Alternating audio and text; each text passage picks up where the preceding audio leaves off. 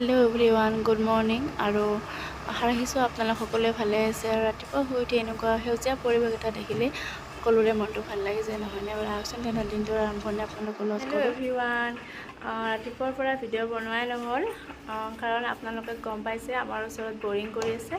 সেইটো কাৰণে মই ভিডিঅ' বনোৱা নাই, কাৰণ আৱাজ আহি থাকে বহুত। আৰু এতিয়া বাবুই পঢ়িব আৰু পঢ়া নাই। সি কৈছে মা মোক টেবুল মুখস্থ কৰি লৈ যাব দিছে। মানে টেবুল মানে নেওতা বুলি কওঁতে মোৰ অকণমান স্কুলৰ কথা মনত পৰি গ'ল। আৰু মই কিন্তু নেওতা মুখস্থ কৰি হোৱাৰ কাৰণে মাৰ খাই পাইছোঁ দেই। আপোনালোকে মাৰ খাইছে নেকি জনাবচোন। আৰু বিশেষকৈ ল'ৰাবোৰে কিন্তু বেছিকৈ মাৰ খাইছিলে, কাৰণ ছাৰবিলাকে সিহঁতক বেছিয়ে মাৰে ছোৱালীবিলাকতকৈ। টেবুলৰ তলত মূৰটো সোমাই দি যে কোবাই, আৰু আমি যে ইমান ভয় লাগে আমাক। আৰু মানে কেতিয়াবা আমাৰ মেথছৰ ছাৰজনে এনেকুৱা আছিল, বেছি খং উঠিলে ক'ব মানে আমাৰ ইউনিফৰ্ম আছিল চুজাৰ আছিল আমাৰ, থাকিলে লংপেণ্টটো অকণমান দাঙি দিব দি মাৰে যে ইমান দুখ পায়, সেইটো কথা মনত পৰি গ'ল।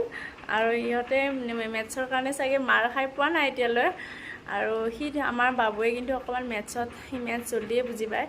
আৰু টেবুলবিলাক ইমান ধুনীয়াকৈ বুজি পায়, কেনেকৈ মানে লাইন বাই লাইন কেনেকৈ মেথছ টেবুলবিলাকত যেনেকৈ আমি একে কোণে কেনেকৈ পঢ়িছিলোঁ, সিহঁতেতো বেলেগকৈ পঢ়ে বাৰু ইংলিছত।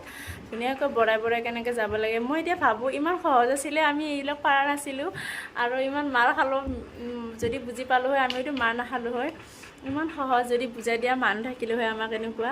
একচুৱেলি আমাৰ ঘৰত এনেকুৱা বুজাই দিয়া মানুহো নাছিলে। আমাৰ কাকা দুটা আছিলে, কিন্তু সিহঁতৰো পঢ়া শুনা বেছি নাছিল, কাৰণ ঘৰৰ পৰিস্থিতিৰ কাৰণে অকণমান সৰুৰ পৰাই কষ্ট কৰিব লগা হৈছে সিহঁতে।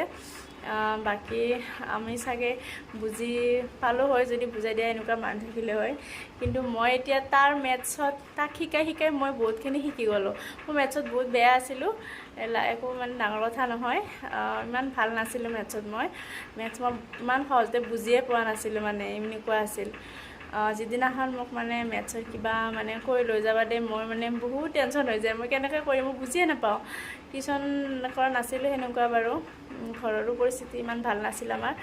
আৰু এতিয়া আমাৰ বাবুহঁতক কিন্তু ধুনীয়াকৈ স্কুলত যেনেকৈ শিকায় টিউশ্যনৰ দৰকাৰেই নাই। কেতিয়াবা এনেকৈ ভাবা যে টিউশ্যন দিবই নালাগে, ধুনীয়াকৈ বুজি পায়। আৰু টেবুল ইমান ধুনীয়াকৈ সহজ বুলি ভাবি মানে আচৰিতে লাগে। আৰু মই ভাবিছিলোঁ ইমান টান পাইছিলোঁ আমি, আৰু এতিয়া মানে সিহঁতক বুজাই বহুত সহজ পাই যাওঁ চব বস্তুবিলাক। নিজেও মানে কিবা এটা শিকাৰ দৰে হৈছে আৰু নতুনকৈ সেনেকুৱা। আৰু আপোনালোকে জনাবচোন কোনে কোনে নেওতা মুখস্থ কৰি নোযোৱাৰ কাৰণে স্কুলত মাৰ খাইছিলে। মই কিন্তু মাৰ খাই পাইছোঁ। আৰু এতিয়া তেনেহ'লে বাবু কিবা খাব, তাৰ কাৰণে কিবা এটা বনাই দিম, চাই থাককচোন। মই আজি কিবা এটা বনাম, কি বনাম তেনেহ'লে ভিডিঅ'টি সকলোৱে চাই থাকক। হেল্ল' এভৰিৱান, আৰু ইয়াতে মই বনাবলৈ লৈছোঁ ৰোল। আপোনালোকে গম পাইছে, যিখিনি বস্তু দেখা পাইছে গমেই পাইছে, ইয়াতে ৰোলে বনাম মই। আৰু ৰোল বনাবলৈ মই ইয়াতে চব্জিৰ কাৰণে কেপচিকাম, গাজৰ আৰু বন্ধাকবি চিম্পুলতে লৈছোঁ। আৰু ইয়াতে গোলকৈ এটা পিঁয়াজ কাটি লৈছোঁ আৰু কণী এটা। আৰু এতিয়া মই বনাওঁ ৰোলটো। ডাঙৰ বাবুৱে মানে দোকানৰ পৰা ৰোল কিনি আনিবৰ কাৰণে কৈ আছিলে। মই ভাবিলোঁ ঘৰতে বনাই দিওঁ, ঘৰৰ বস্তুবিলাক হেল্ডি হয়, ঘৰৰ বস্তু খালে কোনো ক্ষতিও নকৰে। সেইকাৰণে ভাবিলোঁ মই ঘৰতে বনাই দিওঁ। আহকচোন তেনেহ'লে কেনেকৈ বনাওঁ। ইয়াতে মই টাৱা এখন দিছোঁ গৰম হ'বলৈ।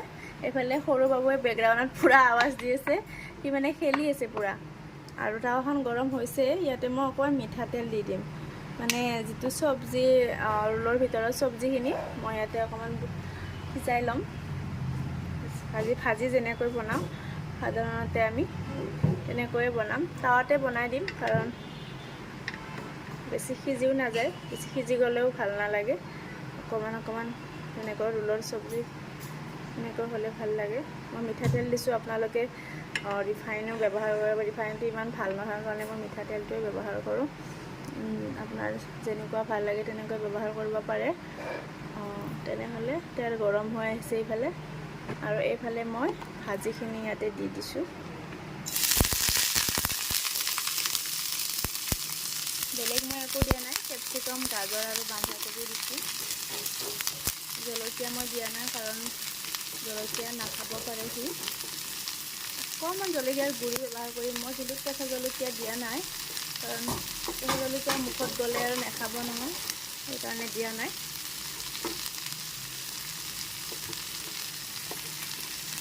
এইখিনিতে ধুনীয়া, ইয়াতে অকণমান নিমখ দিওঁ সিজিবৰ কাৰণে।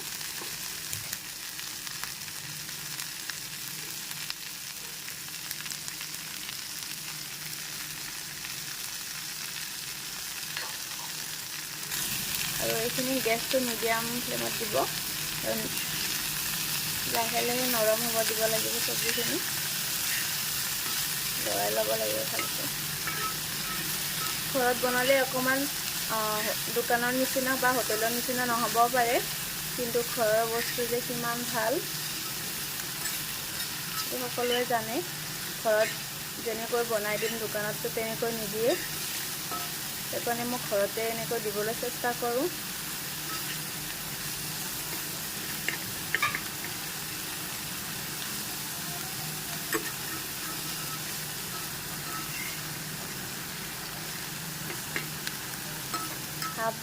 হাফ বইল হ'লে কথা নাই, কিন্তু হাফ বইলে দিব লাগে।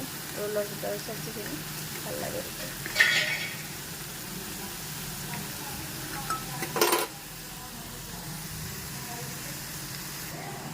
আৰু এতিয়া এইখিনি অকণমান হাফ বইল হৈ আহিছে, আৰু ইয়াতে অকণমান মই জালুকৰ গুড়া দিম আৰু অকণমান জিৰাৰ গুড়া, এইটো অকণমান জিৰাৰ গুড়া,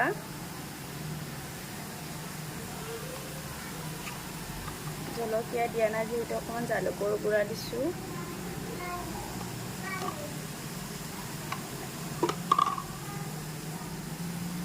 অকণমান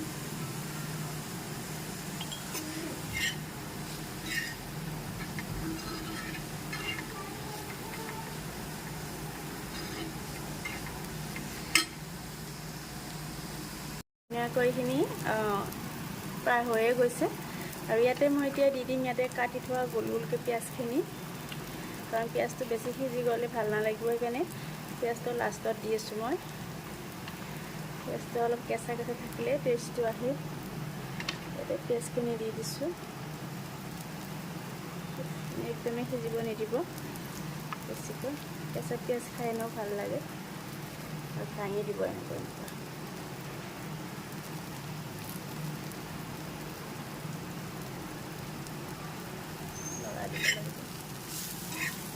মোৰ চব্জি ৰেডি হৈ গ'ল ৰোলৰ কাৰণে। এতিয়া ৰুটিখন বনাই লওঁ।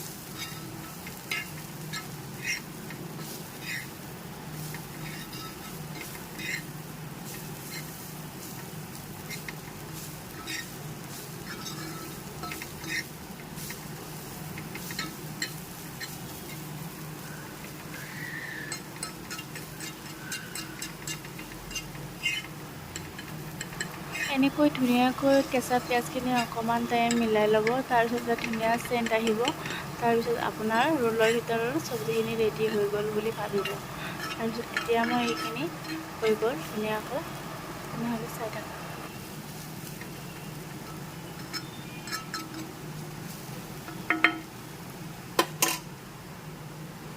এতিয়া মোৰ ৰোলৰ চব্জি ৰেডি। আৰু এতিয়া ৰুটিখন ধুনীয়াকৈ পাতলাকৈ বেলি ল'ব লাগিব, আৰু বহুত ধুনীয়াকৈ মই পাতলাকৈ বেলি লৈছোঁ। এতিয়া ৰুটিখন বনাই লওঁ, চাই থাককচোন। ধুনীয়াকৈ মই ইয়াতে টাৱাখন গৰম হৈয়ে আছিলে, তাতে মই ৰুটিখন দি দিছোঁ। মোৰ অকণমান অসুবিধা হৈছে, কাৰণ কেমেৰাটো ময়ে ধৰিব লগা হৈছে। আৰু তেনেহ'লে চাই থাককচোন, ৰোল হৈয়ে গ'ল আৰু প্ৰায় বেছি সময় নাই আৰু।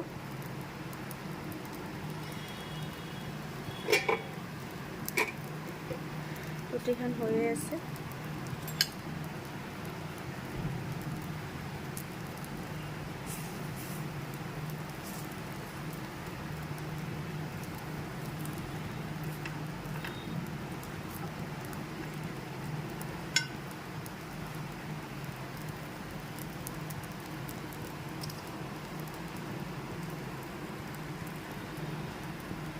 এতিয়া মোৰ চাইড হৈ গ'ল ধুনীয়াকৈ।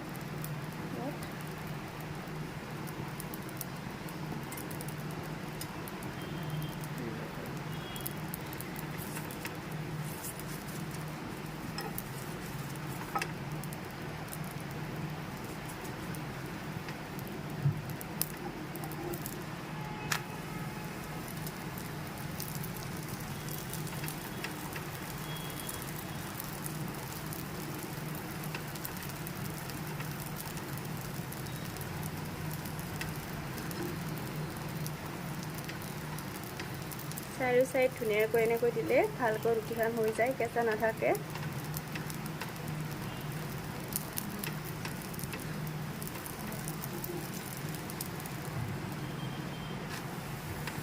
চাইড হয়ে গ'ল।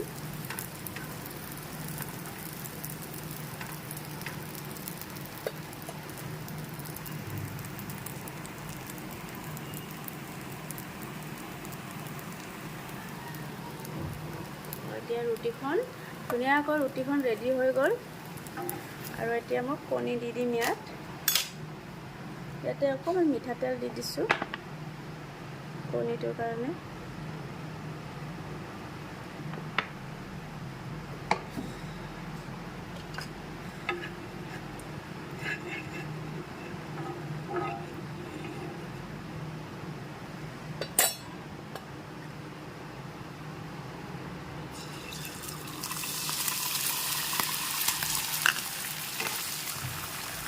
ধুনীয়াকৈ এনেকৈ তাৱাখন লৰাই ল'ব, যাতে কণীটো চাৰিওদিশে বিয়পি যায় ৰুটিখনৰ সমানে।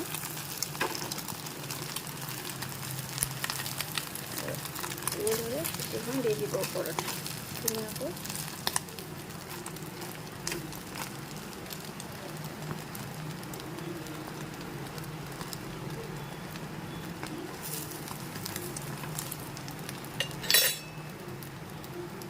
আৰু এইফালে ধুনীয়াকৈ এখন কণী লৈ পাল্টাই দিব।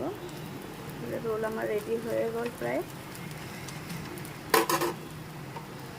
আৰু ইয়াতে ধুনীয়াকৈ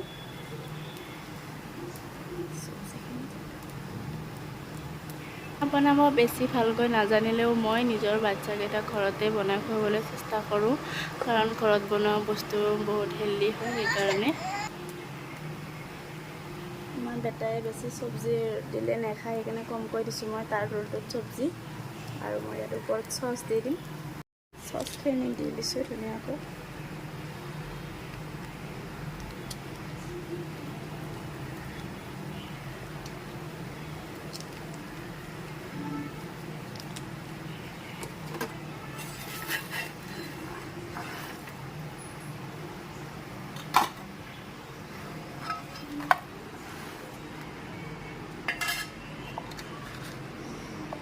দেখিবলৈ কিমান ধুনীয়া হৈছে।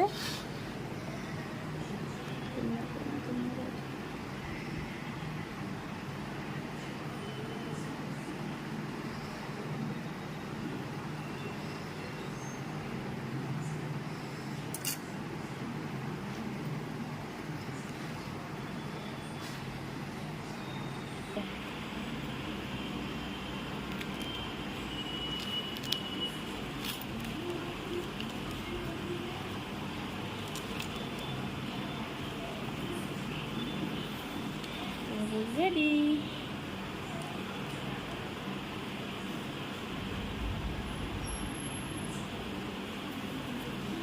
ধুনীয়াকৈ ৰেডি হৈ গ'ল এতিয়া। আৰু আমাৰ চাকিবে খাব, খাই কিনে জনাব কেনেকুৱা হৈছে। চাকিব হৈছে, চাকিব ভাল লাগিছে? দোকানৰ দৰে লাগিছেনে? অঁ, খোৱা, ফিনিছ কৰি খাবা হা। আৰু এইফালে আমাৰ দুইজনে বাপেকক সদায় এনেদৰে 12টা বজালৈ ৰখি থাকে। আৰু সৰু বাবুটো বাপেকক পালে মোক আৰু নেলাগে। তেনেহ'লে আপোনালোকৰ যদি আমাৰ এই ভিডিঅ'টো চাই ভাল লাগিছে তেনেহ'লে লাইক, শ্বেয়াৰ আৰু চেনেলটি ছাবস্ক্ৰাইব কৰিব প্লিজ। আৰু আগলৈ আমাৰ ভিডিঅ'টো